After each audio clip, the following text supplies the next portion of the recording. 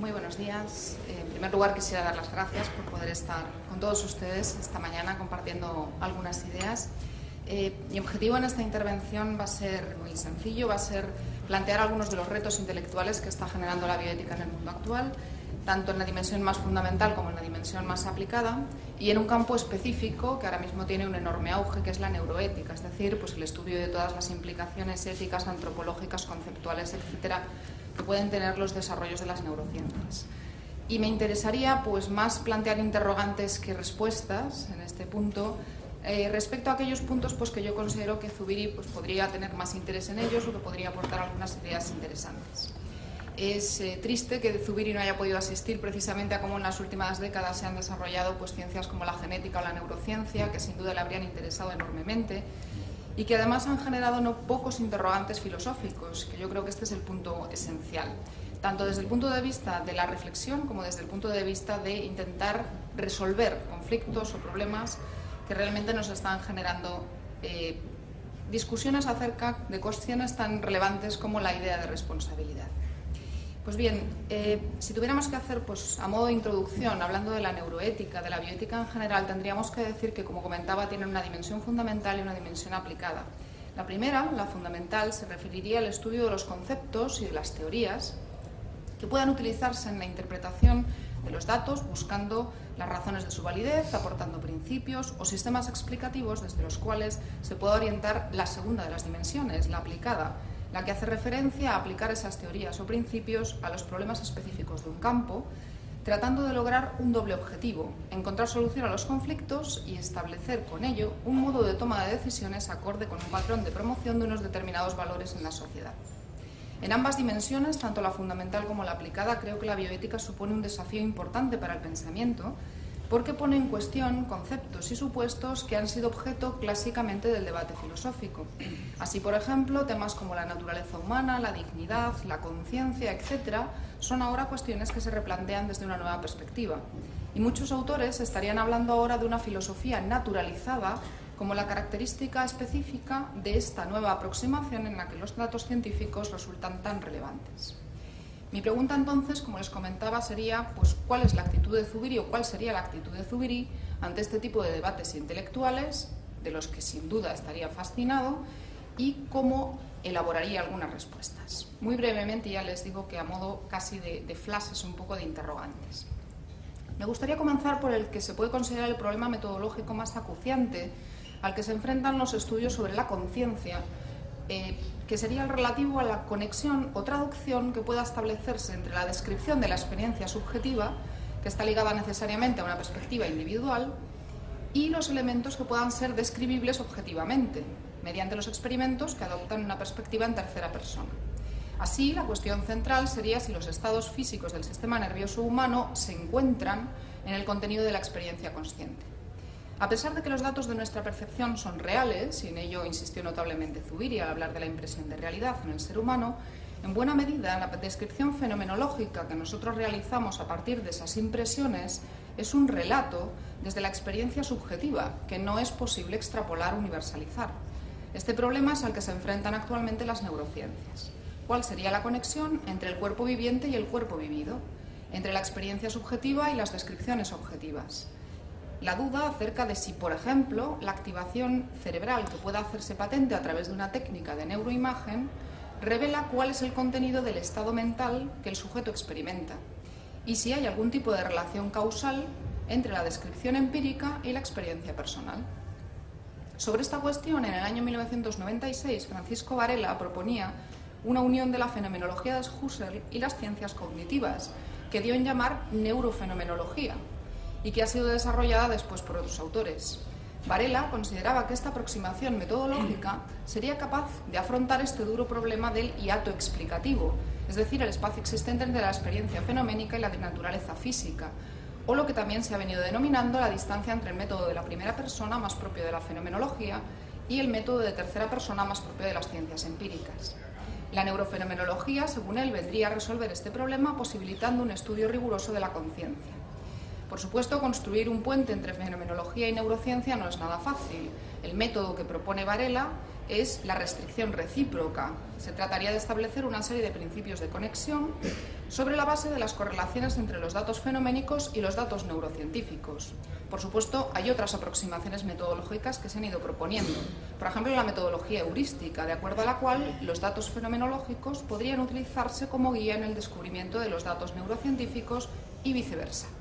También hay otros autores que, por ejemplo, apuntan a un método de establecimiento de relaciones causales entre lo fenoménico y lo neurocientífico. En cualquiera de los casos, queda en duda si realmente se logra cerrar ese hiato, si es posible correlacionar adecuadamente la experiencia subjetiva y los datos empíricos de la neurociencia, de modo que puedan aportar una explicación consistente y universal. Para aclarar esta cuestión seguiremos un ejemplo. Supongamos que una persona visita un laboratorio experimental de filosofía de la mente. Allí tiene la oportunidad de sostener en su mano una porción de un cerebro humano y tiene la experiencia del color gris y de la blandura del fragmento. Por la noche, esa misma persona se despierta de un sueño en el que ha revivido exactamente la misma escena y las mismas sensaciones visuales y táctiles. ¿Cuál es la diferencia entre ambos episodios?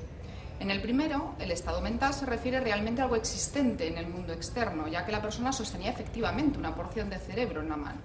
En el segundo, no estaba presente ese fragmento de cerebro. La persona estaba durmiendo. Sin embargo, desde el punto de vista del contenido de la experiencia, son exactamente iguales.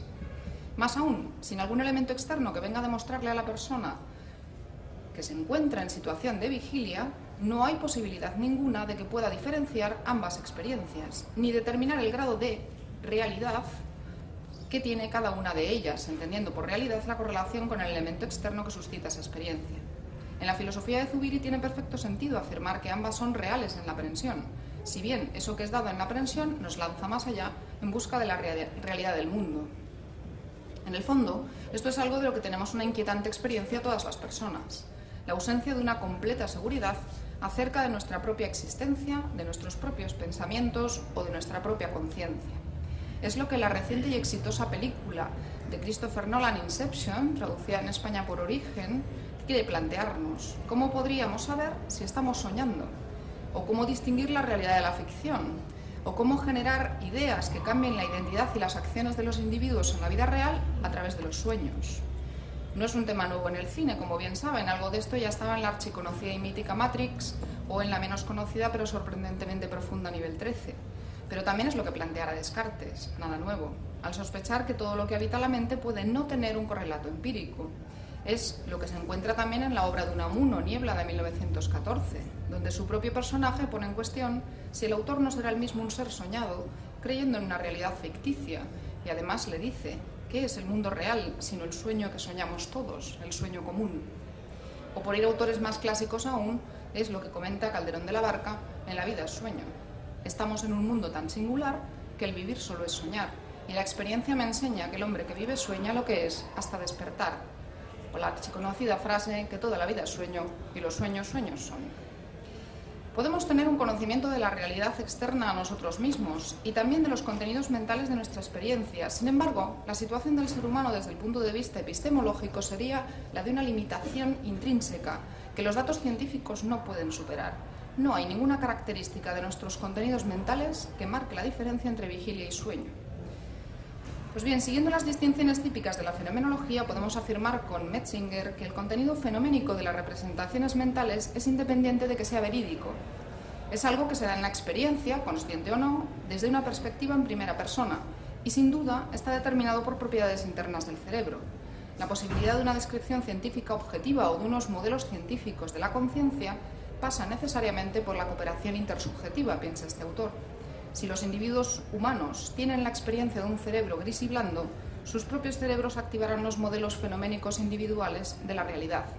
Desde un punto de vista empírico, todos esos cerebros están implicados en una relación perceptiva sobre datos visuales y táctiles. Los modelos de realidad se anclan, pues, en los modelos fenoménicos, lo que a este autor le lleva a pensar que se caracterizan por un cierto realismo ingenuo. Zubiri se enfrentó al mismo problema, pero su solución es algo diferente. Los juicios de la razón son necesariamente provisionales, históricos, revisables y no pueden considerarse absolutamente verdaderos. Ello es debido a que la riqueza de la realidad es inagotable, ya que nuestra capacidad de comprensión y explicación, basada en datos empíricos y juicios de experiencia, es limitada. Sin embargo, la razón esboza hipótesis basándose en las experiencias, en las percepciones, y estas no son meras construcciones vacías, sino intuiciones primarias de una realidad que se nos impone. Aquello a lo que la inteligencia tiene acceso es a la realidad, y esto no es una forma de realismo ingenuo. Lo sería si pensáramos que podemos tener un acceso directo a la realidad y con ello alcanzar una verdad como adecuación de nuestro entendimiento con la cosa misma. Sin embargo, lo que Zubiri dice es bien diferente. Se trata de afirmar que en el acto de la intelección lo que se intelige es real y que el ser humano tiene la capacidad no solo de aprender algo, sino de aprenderlo como real. Desde aquí se podrán realizar después las descripciones de esa experiencia de un modo más o menos afinado, pero siempre estarán basadas en algo real. Lo radical de la aportación zubiriana es la afirmación de que esa capacidad específicamente humana de habérselas con las cosas como realidades es lo que formalmente constituye la inteligencia. Las cosas pueden presentarse como estímulos y como realidades, pero el ser humano tiene la posibilidad de hacerse cargo de la situación y entender los estímulos como reales. Se convierten entonces los estímulos percibidos en algo que no solo afecta al organismo, sino que posee una estructura de suyo. Esto es posible porque el ser humano tiene un cerebro hiperformalizado, más desarrollado y más capaz de elaborar diferentes respuestas ante un mismo estímulo, por tanto, relativamente indeterminado. Lo cual significa que el ser humano es una realidad constitutivamente abierta. Se puede decir así que la inteligencia tiene una función biológica, hacerse cargo de la situación para seleccionar la respuesta más adecuada. El cerebro no intelige, pero es el órgano que coloca al ser humano en la situación de tener que inteligir para poder perdurar biológicamente. Sin la actividad cerebral, el ser humano no podría mantenerse en vilo para inteligir. Y además el cerebro no solo despierta al ser humano y le hace tener que inteligir, dice Zubiri, sino que además, dentro de ciertos límites, perfila y circunscribe el tipo de posible intelección. De ahí que pueda afirmar, en el hombre todo lo biológico es mental y todo lo mental es biológico. Pero también al situarlo en la realidad, la inteligencia deja al ser humano en el mundo de las posibilidades, en una situación de apertura al mundo. Desde aquí es desde donde se puede justificar que el ser humano ha de hacer su vida, ha de crear su propia historia, y de ello es de lo que ha de hacerse responsable. Por eso necesariamente el ser humano está abocado a la ética. En este necesario realizar su vida apropiándose de determinadas posibilidades y no de otras es donde surge la realidad moral. Es decir, la sustantividad humana tiene la característica